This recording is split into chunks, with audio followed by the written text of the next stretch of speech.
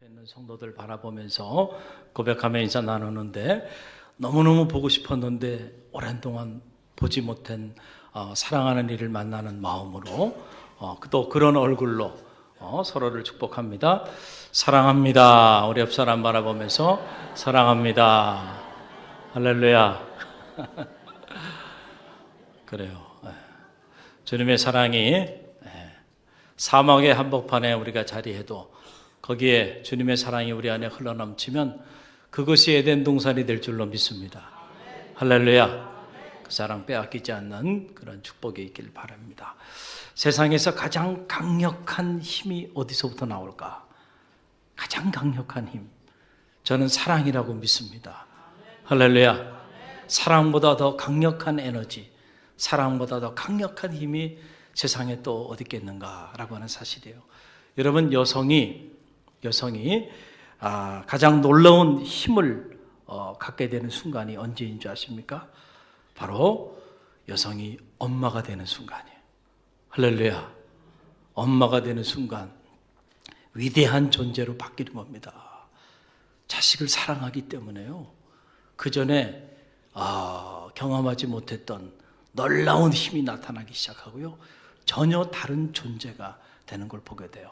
오늘 새벽에 우리 서성현 목사님, 우리 부목사님, 사모님이 이제 둘째를 낳기 위해서 새벽에 병원에 입원하셨어요. 그래서 오전 일부 예배 때는 병원에 입원하셨습니다. 기도해 주세요. 이렇게 말씀을 드렸는데 제가 들어오면서 급보를 받았어요. 아들이 태어났습니다.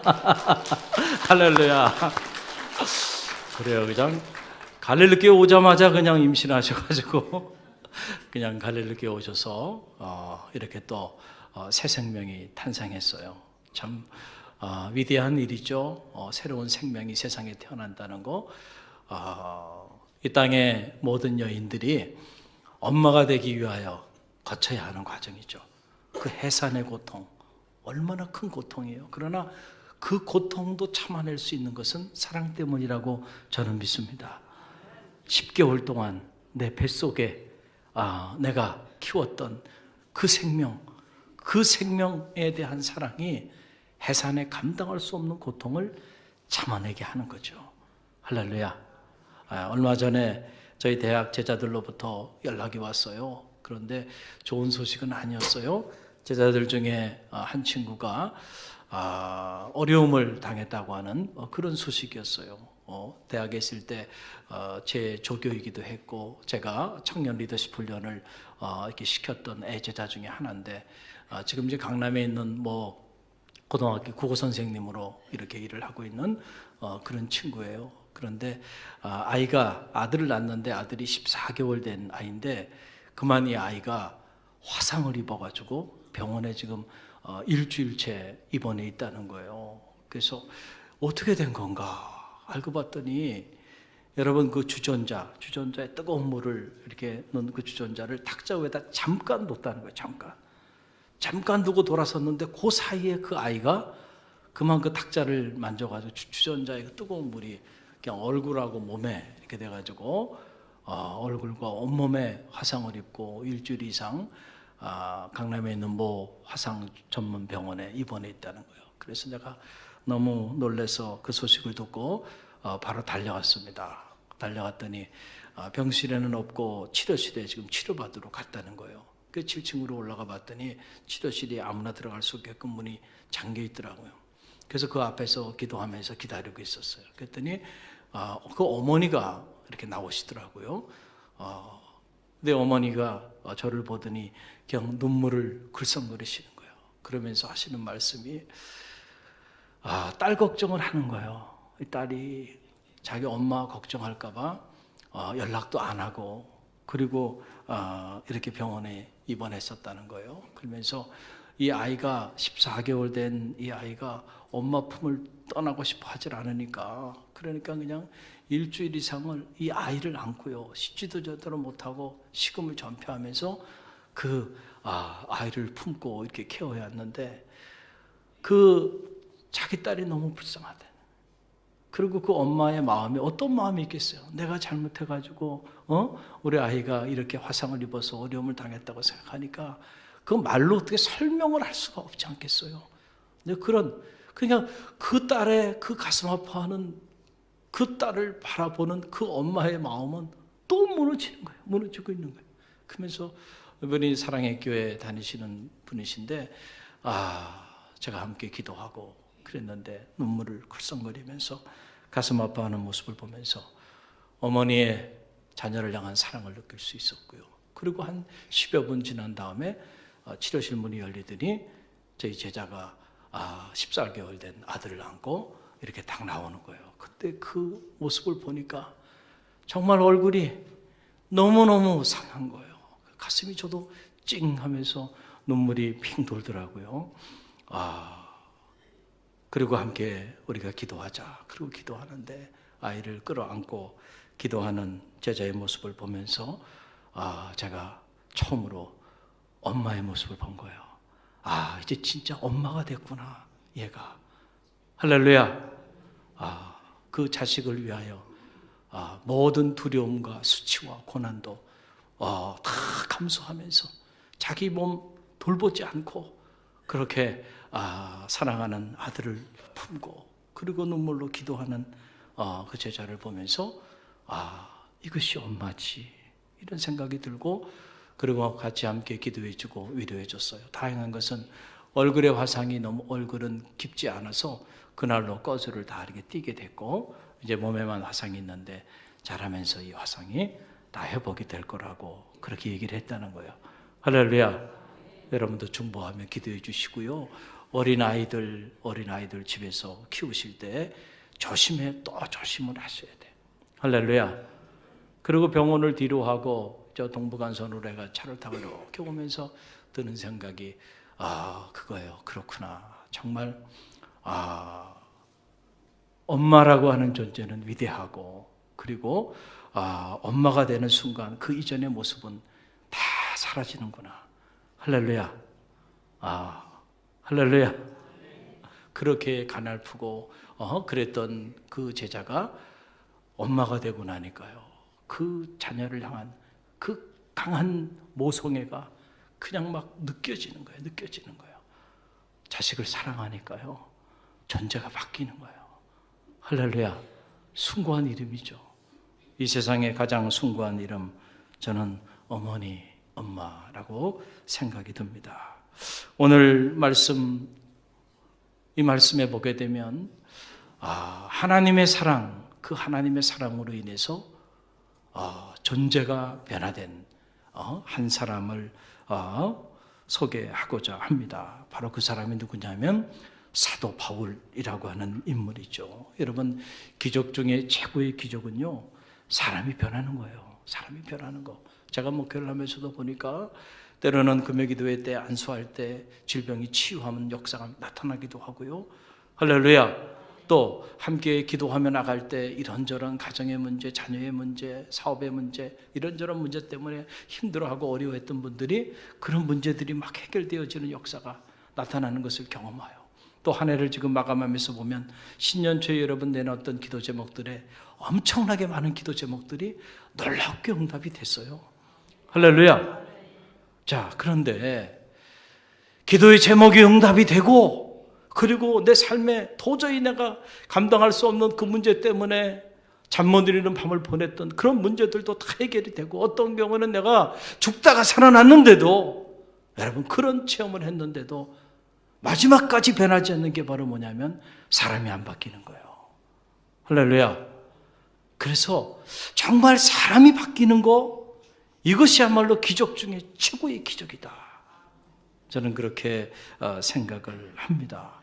그런데 여러분, 사람을 바꾸는 강력한 힘이 어디로부터 오냐면 사랑으로부터 오는데, 사람과 사람 사이에 이 사랑도 사람을 바꿔놓는데요, 하물며 하나님의 사랑이 우리 가운데 임할 때 우리가 변화되지 않을 수가 없다는 사실을 믿으시기 바랍니다.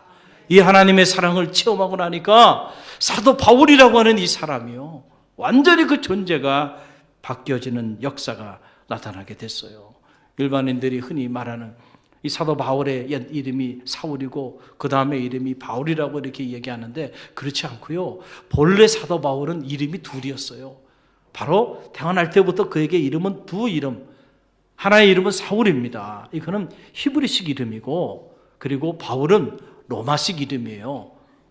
그러니까 사도 바울은 유대인 중에 유대인, 그래서 사울이었고 로마 시민권을 가지고 있었기 때문에 로마인이었어요. 그게 로마식 이름이 바울이라는 두 이름이에요. 여러분 저도 두 이름을 가지고 있어요. 여러분의 담임 목사님이 두 이름 어떤 이름을 가지고 있는지 혹시 아세요? 첫 번째 이름은 뭐예요? 김영복이에요. 그 정도는 여러분 알고 계시죠? 할렐루야. 그럼 두 번째 이름이 있어요. 저에게도 또 다른 이름이 있습니다.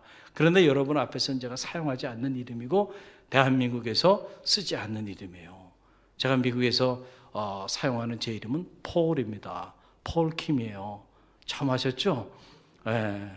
한국에서 제가 폴킴이라고 그러면 미친놈이라 그럴 거 아닙니까? 필요가 없는 거예요. 그러나 외국 사람들에게 있어서 영복킴이라 그러면요, 그 사람들이 영복킴 발음하기도 어렵고요, 친근감도 없고요, 친구를 사귀기도 어려워요. 그러니까 폴이라고 하는 이름이 제가 존경하는 어느 목사님이 저에게 붙여준 이름이에요. 그래서 제가 폴킴으로 거의 한 10년 가까이 미국에서 그렇게 살았습니다. 네, 폴킴이에요, 제가. 이름이 바뀌니까 또 이상하게 보이죠. 사도 바울이요. 사도 바울이 유대인으로 살 때 바울이라는 이름은 필요가 없었던 거예요. 그래서 그가 사울이라고 하는 그런 이름을 가지고 살았는데, 사울이라는 이름을 가지고 살았을 때 사도 바울은 여러분 그는 가말리엘 문화생이었음을 자랑했습니다. 당시 솔로몬 그 이상 가는 지혜의 사람, 그 가말리엘의 문화생이었으니까 대단한 지혜의 사람이었죠. 최고의 유대 엘리트 중에 엘리트였습니다. 그리고 그는 무엇보다도 주님을 따르는 이들, 그리고 주님을 극렬하게 반대했던 박해자였어요. 그게 누구예요? 사울이라고 하는 사람이었어요. 그런데 이 사울이 어떻게 뒤집어집니까? 여러분 사도행전 9장에 보게 되면 다메섹으로 가는 도중에 이 사울이 주님을 만납니다. 근데 그 주님을 만나는 장면이 참 극적인 장면이에요. 하늘로부터 빛이 내려와서 이 사울을 두릅니다. 그리고 주님의 음성이 들려오는데, 사울아, 사울아, 내가 왜 나를 박해하느냐? 라고 하는 소리가 들려오는 거예요. 사울아, 사울아, 내가 왜 나를 박해하느냐? 이 소리를 듣고 사울이 깜짝 놀라서 답변을 합니다. 누구십니까? 그랬더니 주님께서 하시는 말씀이 내가 박해하는 예수다, 이렇게 말씀하시면서 사울을 만나 주셨어요. 할렐루야. 우리가 생각하면 주님께서 나타나셔가지고 사울을 좀 책망도 하시고 사울을 야단도 치시고 좀 혼도 내줄 수 있을 텐데, 주님을 그렇게 박해하고 주님을 따르는 사람들을 그렇게 박해했던 사람 아닙니까? 그런데 주님께서는 사울을 그렇게 대하지 않았어요. 따뜻한 음성으로 사울을 불러주셨어요. 사울아, 사울아, 내가 왜 나를 박해하느냐? 내가 곧 내가 박해하는 예수다 하면서 주님께서 나타나셔서 그를 만나 주셨어요. 이 만남이요, 사울의 인생을 바꿔버린 거예요. 사울이 이 사랑의 주님을 만난 이후에 그의 삶이 180도 완전히 변화되어지는 역사가 나타나게 되었다라고 하는 사실이에요. 박해자로 살았습니다. 그런 그가 자기의 목숨을 내놓고 주님을 전하는, 주님의 사랑을 전하는 그런 전도자로 변화되어지는 그런 역사가 나타나게 되었다는 거예요. 여러분 로마서 8장, 오늘 본문 말씀이 기록되어 있는 이 로마서 8장은 정말 감동적인 기록이 이곳에 추억처럼 담겨있는 놀라운 말씀이에요. 이 8장에 보게 되면 어떻게 이런 박해자였던 사울이 변화돼서 이제는 나중에 훗날 자기 이름을 다 내려놓고 이제는 바울, 작은 자로 이제는 그가 살아가게 되는데 어떻게 그런 일들이 일어나게 되었을까? 그 사실을 우리 가운데 너무나도 생생하게 전해주고 있는 감동적인 기록입니다. 바로 사랑, 하나님의 사랑, 예수 그리스도 안에서 하나님의 사랑을 체험했기 때문에 여러분 사울이 변해서 바울이 된 거예요. 할렐루야.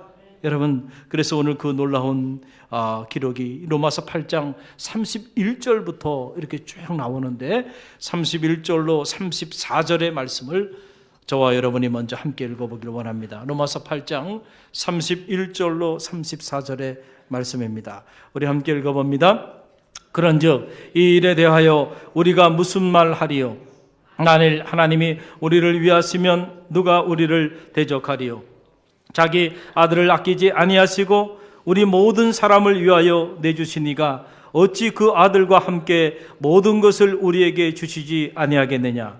누가 능히 하나님께서 택하신 자들을 고발하리요? 의롭다 하시니는 하나님이시니 누가 정죄하리요? 죽으실 뿐 아니라 다시 살아나시니는 그리스도 예수시니 그는 하나님 우리 편에 계신 자요 우리를 위하여 강구하시는 자신이라. 아멘. 할렐루야. 예수 그리스도 안에서 하나님의 사랑을 사울이 체험하고 나니까요 그의 생각이 바뀝니다. 철학이 바뀌고요 인생관이 바뀌어요. 놀라운 고백을 하기 시작하는 거예요. 누가 감히 우리를 대적할 수 있겠는가? 하나님이 우리를 사랑하시는데, 그가 우리를 위하시는데 누가 감히 우리를 대적할 수 있겠는가? 라고 하는 거예요. 하나님께서 우리를 사랑하셔서 자기 아들조차도 아끼지 아니하시고 내어주셨는데 누가 감히 우리를 정죄할 수 있겠습니까? 라고 하는 그런 위대한 선언입니다. 하나님께서 오늘 이 아침 여러분을 사랑하셨어요. 할렐루야. 아직도 그 사랑이 느껴지지 않나요? 그렇다고 한다면 그 사랑을 경험하게 해달라고 기도하는 아침이 되시길 간절히 바랍니다. 하나님의 사랑이면 넉넉히 승리합니다. 그 사랑이면 충분합니다.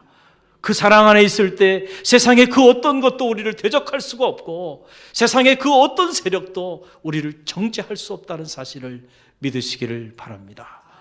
사울은 그 사랑을 체험했어요. 그래서 그가 오늘 이 로마서에서 놀라운 고백을 합니다. 오늘 8장 35절로 39절이 그 말씀인데요. 35절로 39절 저와 여러분이 다시 한번 함께 읽습니다. 누가 우리를 그리스도의 사랑에서 끊으리요? 환난이나 공고나 박해나 기근이나 적신이나 위험이나 칼이냐? 기록된 바 우리가 종일 주를 위하여 죽임을 당하게 되며 도살당할 양같이 여김을 받았나이다 함과 같으리라. 그러나 이 모든 일에 우리를 사랑하시는 이로 말미암아 우리가 넉넉히 이기느니라.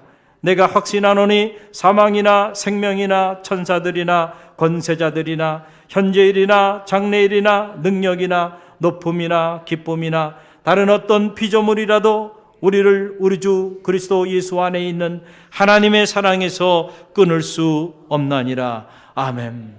할렐루야.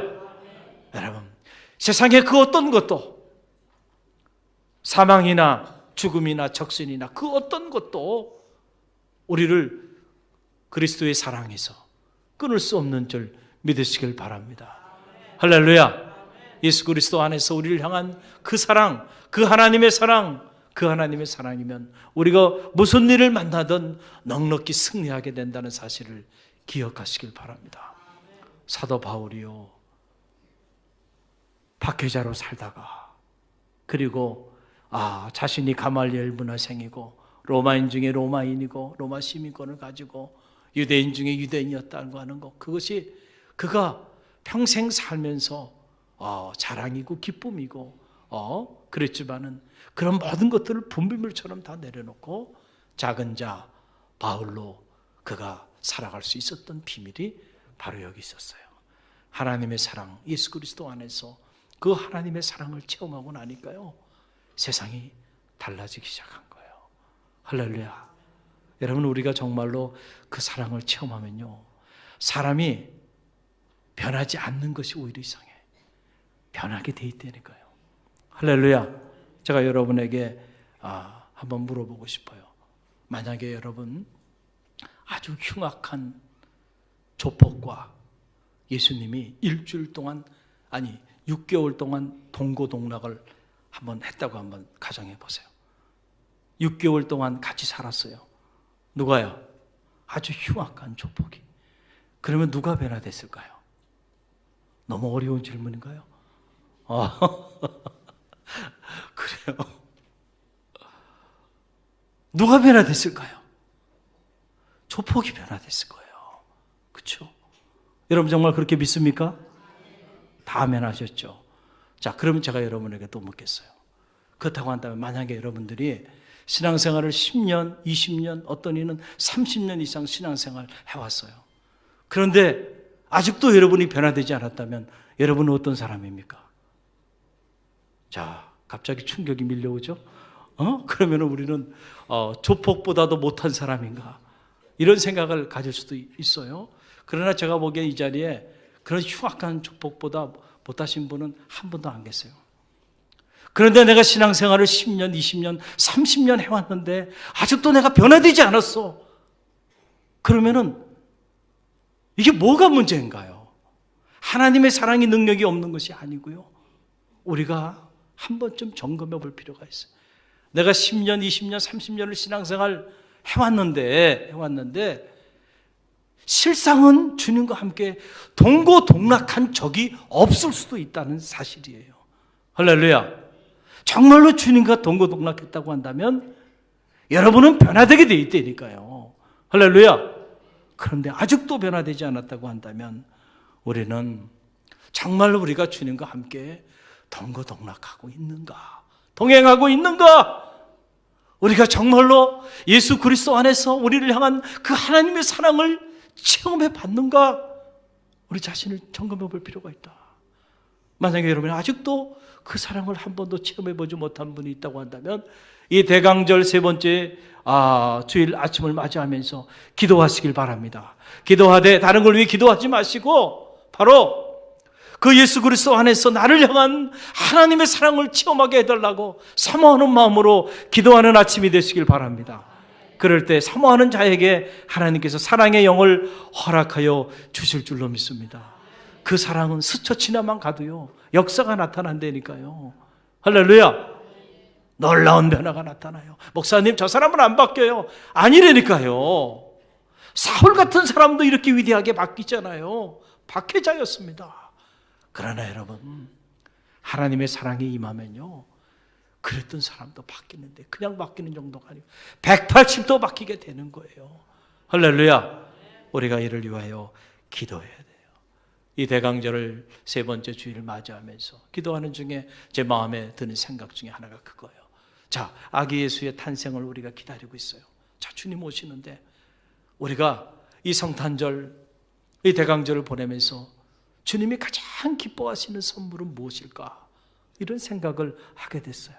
우리가 그래도 주님께 선물을 드려야 되지 않겠어요? 할렐루야. 어떤 선물을 여러분 준비하고 있나요? 주님이 가장 기뻐하시는 선물은 다른 게 아니고요. 내가 변화되는 거야. 할렐루야. 하나님의 사랑 안에서 내 존재가 옛사람 사울이 변화돼서 바울이 되듯이 내가 이제는 변화된 모습으로 주님께 나아가는 모습이 아닐까요? 주님이 보시기에 야 너는 이번 성탄절도 작년과 별반 다르지 않은 똑같이 아직도 변화되지 않은 모습으로 주님께 나아가고 있다고 한다면 우리말로 말하면 주님의 억장이 무너지고 주님의 가슴이 무너져 내리지 않겠는가? 우리가 아무리 귀한 예물로 하나님 앞에 봉헌하여 드린다 할지라도요 하나님의 사랑 안에서 우리의 삶이 변화되지 않는 모습으로 그 예물을 주님께 봉헌하여 드린다고 한다면 주님의 마음이 기뻐하실 리가 없는 거잖아요.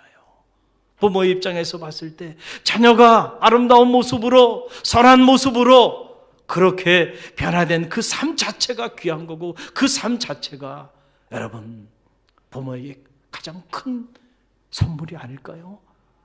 여전히 옛사람의 모습을 그대로 가지고 있으면서 아무리 부모에게 귀한 예물을 가져오고 선물을 가져온다도요, 어느 부모가 그 선물이 기쁘겠어요?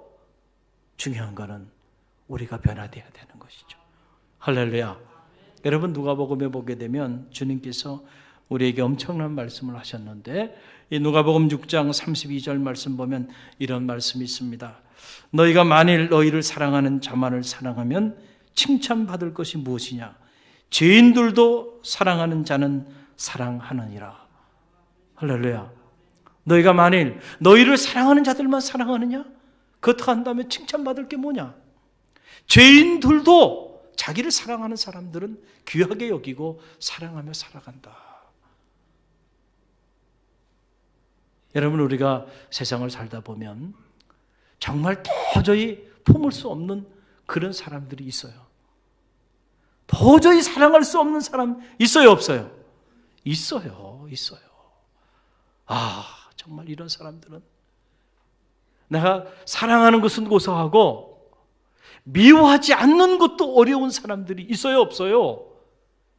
있잖아요. 있어요. 그런데 여러분, 주님께서는 우리에게 뭐라고 말씀하시냐면, 누가복음 6장 28절 말씀 보게 되면 이렇게 말씀하셨어요. 너희를 저주하는 사람들을 축복하고 너희를 모욕하는 사람을 위하여 기도하라. 할렐루야. 주님의 말씀입니다. 너희를 저주하는 사람을 위하여 축복하고 너희를 모욕하는 사람을 위하여 기도하라는 거예요. 할 수 있나요? 저는 불가능하다고 믿습니다. 불가능한 일이에요. 우리의 인격으로 불가능합니다. 우리의 사랑으로도 불가능하고요, 우리의 좁은 가슴으로 불가능해요. 나를 저주해? 그 사람을 내가 축복해? 여러분, 어려워요. 뒤에서 나를 모욕하고, 그리고 나를 흠집내고, 나를 무너뜨리기 위하여 온갖 못된 말로 비방하고, 만약에 누군가가 그러고 있다는 사실을 여러분이 알게 됐을 때 과연 그 사람을 위하여 여러분이 하나님 앞에 두 손 모아 진심으로 기도할 수 있나요? 우리는 못해요. 못합니다. 그러나 여러분,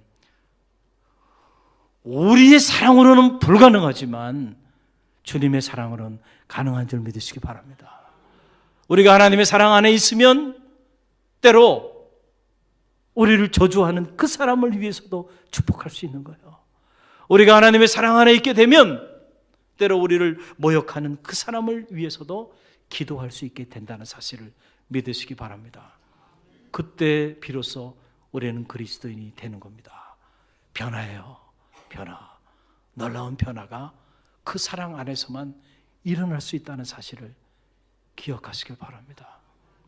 그때 사울의 모습은 사라지고요, 바울의 모습으로 살아가게 되는 거예요. 할렐루야. 그때 사람들은 우리를 바라보면서 저 사람은 정말 주님의 제자구나 라고 얘기하게 된다는 거예요. 할렐루야. 오늘 이 대강절 이 아침을 맞이하게 되는데, 예수 그리스도 안에서 우리의 삶을 변화시키고 우리의 존재를 변화시키는 그 하나님의 위대한 사랑, 그 사랑을 체험하는 아침이 되기 위하여 기도하는 성도들 되시기를 간절히 바랍니다. 이 사랑을 정말로 체험하기 시작하면요, 우리의 신앙생활의 동기가 바뀌기 시작해요. 이제는 우리가 하나님을 사랑하는 그 까닭에 하나님께 나와 예배하게 돼 있다니까요. 할렐루야. 하나님을 사랑하는 까닭에 하나님의 교회를 섬기게 돼 있고, 하나님을 사랑하는 까닭에 하나님의 말씀을 전하는 그런 전도자의 삶을 살아내게 되는 거예요. 정말로 우리가 하나님을 사랑하는 그 까닭에 이렇게 나아가게 된다고 한다면 우리의 삶에는 결코 불평과 원망과 근심과 걱정과 좌절과 절망이 있을 수가 없어요. 오히려 하나님을 사랑하는 까닭에 예배하고, 하나님을 사랑하는 까닭에 하나님의 교회를 섬기고, 하나님을 사랑하는 까닭에 하나님의 교회 전도지 한 장이라도 여러분들이 누군가에게 나눠주며 나아간다고 한다면 오히려 그 일 때문에 여러분이 행복해질 거예요. 할렐루야. 그 일 때문에 여러분의 마음속에는 감사가, 기쁨이, 감격이 가득 흘러 넘칠 거예요. 사랑하기 때문에 행하는 것이라며. 정말로 하나님을 영화롭게 하는 예배는 바로 그런 예배예요. 하나님을 정말로 사랑하는 마음으로 드려지는 예배예요. 할렐루야. 정말로 아름다운 섬김은 다른 섬김이 아니에요. 바로 주님을 사랑하는 마음으로, 주님을 사랑하기 때문에 내가 주님을 위하여 섬기는 거 아니에요? 할렐루야. 그 섬김이 아름다운 섬김이 되는 거예요. 내가 주님을 너무 사랑하기 때문에. 그래서 그 주님의 말씀을 전하는 전도자의 삶을 살아가는 거잖아요. 여러분, 거기에 무엇이 더 필요한가요? 내가 사랑하기 때문에, 사랑하는 이를 위하여 내가 행하는 그것 자체가 축복이고 그것 자체가 행복이죠. 할렐루야. 여러분, 그렇지 않으면요, 우리는 내가 이만큼 했는데 여러분, 그건 아직 한 번도 주님을 사랑하지 못한 까닭입니다. 사랑하게 되면 나의 모든 것을 내어줘도요 아깝지가 않는 거예요. 할렐루야. 이 대강절을 맞이하면서 저는 그 사랑이 여러분 안에 채워지는 축복이 있길 바랍니다. 그래서 여러분들이 진짜 성도, 진짜 제자, 진짜 그리스도인들이 되시기를 주님의 이름으로 간절히 축원드립니다. 기도합니다.